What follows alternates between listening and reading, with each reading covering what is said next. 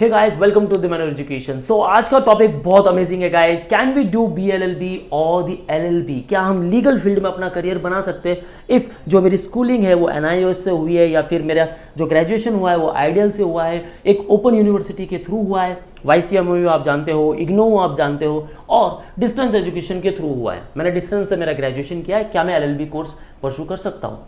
Guys, बहुत सारे doubts आपके माइंड में मुझे पता है, और ऐसे ही बहुत सारे कमेंट्स मुझे आए थे, सर ओपन यूनिवर्सिटी से हूँ, डिस्टेंस एजुकेशन से हूँ, क्या मैं लीगल फील्ड में अपना करियर बना सकता हूँ? 10th को लेकर मैं फेल रह चुका हूँ, उसके बाद मैंने वापस एग्ज़ाम दिया है। 12th को लेकर मैं फेल रह चुका हूँ, वापस मैंने एग्ज़ाम दिया है। मेरे पास अब 12th की एक नहीं बल्कि 2 मार्कशीट है।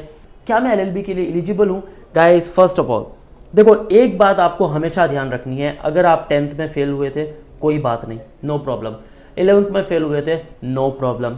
12th में आप फेल हुए थे, नो प्रॉब्लम। फेल तो हुए थे, लेकिन अब आप हो चुके हो पास। चाहे 6 महीने लगे हो, 1 साल लगाओ, 2 साल लगाओ, 3 साल लगाओ, लेकिन 12th आप पास कर चुके हो। सो जो पासिंग मार्कशीट है आपकी, वो काम आने वाली है भैया इधर। वैसे ही ग्रेजुएशन को लेकर अगर मैं बोलूँ कि फर्स्ट ईयर में या फिर फर्स्ट सेम में आपको AT-KT लग गई, ठीक है, फिर सेकेंड ईयर आपने सब कुछ क्लियर कर दिया, लेकिन सेकेंड ईयर की AT-KT लग गई, भाई ये AT-KT मेरा पीछा नहीं छोड़ रही। थर्ड ईयर में मैं जब आया, ठीक है, 5th same, 6th same, 5th same की मुझे वापस AT-KT लग गई, और जब फाइनल 6th सेम था तो मैंने पास कर लिया सब कुछ। अब जब आपने सब कुछ पास कर लिया, या फिर चलो 6th सेम में भी आपको लग गई AT-KT, नेक्स्ट ईयर वापस एडमिशन लिया, लेकिन फाइनली आप भी बड़े जिद्दी हो, ग्रेजुएशन फाइनल करके ही लिया आपने पूरा। सो ग्रेजुएशन हो गया, चाहे कितने भी साल लगे, 3 साल के ग्रेजुएशन को 5 साल लगे, कोई प्रॉब्लम नहीं, लेकिन ग्रेजुएशन कंप्लीटेड है, राइट? सो आप एलिजिबल हो। सो ऐसे भी बहुत सारे डाउट्स हैं, इसके बारे में भी एक इन डिटेल वीडियो आने वाली है गाइस। और ऐसे ही कंटेंट के लिए क्या करना है, वीडियो को लाइक जरूर करना है और शेयर जरूर करना है। So watch this particular video till the end. यहाँ इन डिटेल बात करने वाले हैं, बहुत मजा आएगा गाइस। लेकिन हाँ, अगर आप प्रिपरेशन करना चाहते हो for all the law entrance exam such as MH Law CT 3 years or 5 years, CLAT, SLAT, BHU Law, LSAT, NMIMS LAT, DU LLB या फिर BHU Law, guys, even for the NLSAT to target the NLU Bangalore, then guys, you can start preparation with us. You will get all these features, the mentorship, complete motivation, thoroughly cognitive effects and complete guidance about the CAP round, और जो भी selection process के criteria होंगे उनके लिए preparation मिलेगा guys. So you can join our classroom sessions at Mumbai, call on respective numbers and book your seat at Borivali, Vasai and Dadar centre. Guys, if you want to interact live with us, then call on respective number, or for pre-recorded stuff, mock tests, e-books or books, you can visit our website manuaredu.com/lawentrance. So very first one, हम बात करने वाले हैं school को लेकर। So कौन सी school allow करती है डिस्टेंस एजुकेशन को, या फिर वो ओपन यूनिवर्सिटी से बिलोंग होती है, या वहाँ से मेरी एलिजिबिलिटी BLLB LLB के लिए सेटिस्फाइड होती है। So first of all, those candidates who have pass 10th and 12th standard examination in regular mode, चलो रेगुलर मोड से किया है तो कोई प्रॉब्लम ही नहीं है। डिस्टेंस मोड से किया आपने, open schooling, open mode by filling form number 17 आता है, पता है आपको सबको, ठीक है। SSC आपने कंप्लीट किया है, HSC किया है from the national institute of open schooling, जिसको हम पहले NOS बोलते थे, ठीक है, नाउ NIOS। सो आप एलिजिबल हो लॉ 5 years एग्जाम के लिए। ये 2022 मैंने यहाँ लिखा है, यहाँ आपको करना है 2023, जिस रिस्पेक्टिव ईयर के लिए आप प्रिपरेशन कर रहे हो, right. Provided their education pattern should B 10+2 होना चाहिए। मतलब आपने 10th किया है, फिर उसके बाद 1 साल दिखना चाहिए कि हाँ भाई आपने 11th किया है, और सेकेंड ईयर बाद 12th आपका पास हो जाना चाहिए, या फिर पास नहीं भी हुआ, फेल हो गया, कोई प्रॉब्लम नहीं, लेकिन गैप दिखना चाहिए 10 और 12 में, ठीक है। मिनिमम 2 years का गैप तो ये होना ही चाहिए। मतलब यहाँ 11th किया और 11th के बाद 2 किया, मतलब समझ लो 2015 में आपने 10th किया है, और 2017 के पहले आपका 12th नहीं होना चाहिए। जो भी रिस्पेक्टिव मंथ है वो कैलकुलेट कर लो। There should be gap of not less than 2 years between 10th and 12th। Clear? अब बात करेंगे 3 years को लेकर। 3 year ग्रेजुएट एग्जामिनेशन, अभी इसी में प्लस कर दो, 12th हो गया, वहां से हमने ग्रेजुएशन को प्लस कर दिया, एंड या और समझ लो आपने पोस्ट ग्रेजुएशन भी किया है, अब तो एलिजिबिलिटी हो चुकी है, आप पोस्ट ग्रेजुएशन भी सेलेक्ट कर सकते हो।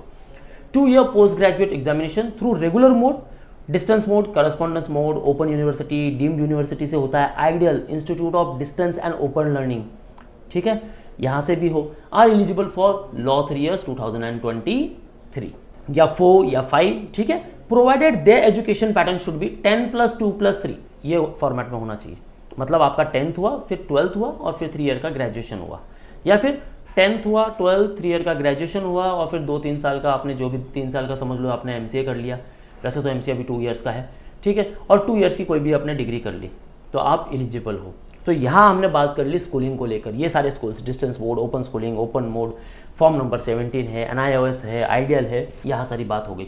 सेकंड बात करेंगे बेसिक क्वालिफिकेशन क्या माना जाता है गाइस यहाँ, ठीक है। ऐसा नहीं कि आपने ग्रेजुएशन किया है और ग्रेजुएशन के बाद 12th कर दिया, आप सोच रहे हो LLB के लिए चला जाऊँ, नहीं भाई ऐसा नहीं हो पाएगा। Who have obtained 10+2 through open university system directly without having any basic qualification are not eligible। आपने 10+2 किया है ओपन यूनिवर्सिटी से, लेकिन कोई बेसिक क्वालिफिकेशन किया ही नहीं, 1st to 9th तक आपने किया ही नहीं, डायरेक्ट 10th और 12th, नहीं भाई एलिजिबल नहीं हो।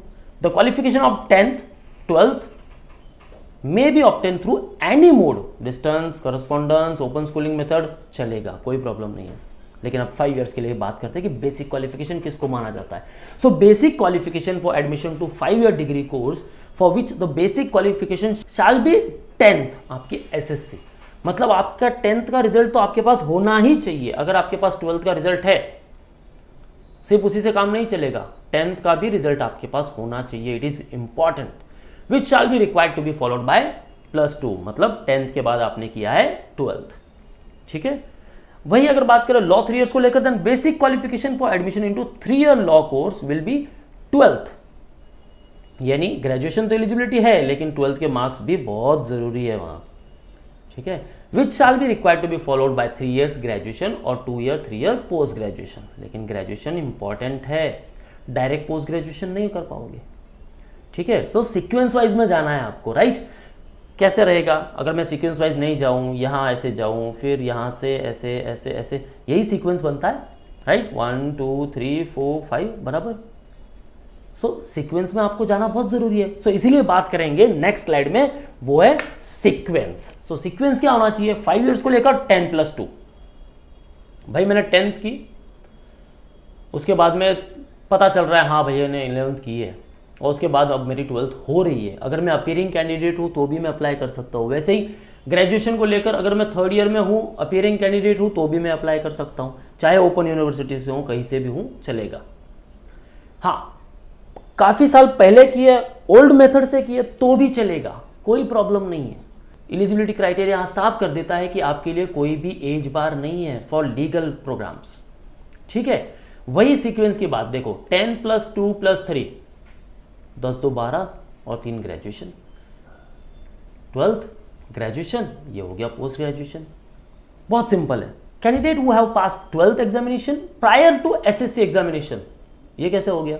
Then such candidates who are possessing the non-sequential educational qualification will not be eligible law 5 years 2023 24 25 examination.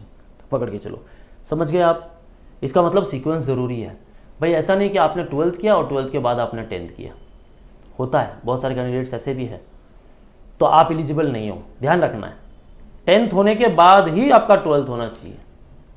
वैसे ही education pattern of the candidate should not be 12th, उसके बाद में 10th, उसके बाद में ग्रेजुएशन, 12th 10th ग्रेजुएशन, ऐसा नहीं चलेगा।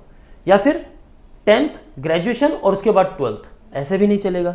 Such non sequential qualification will not be considered for law 3 exam, ठीक है। Candidates who have obtain such non sequential qualification are not eligible for law 3 year CET examination and also for the law 3 years course.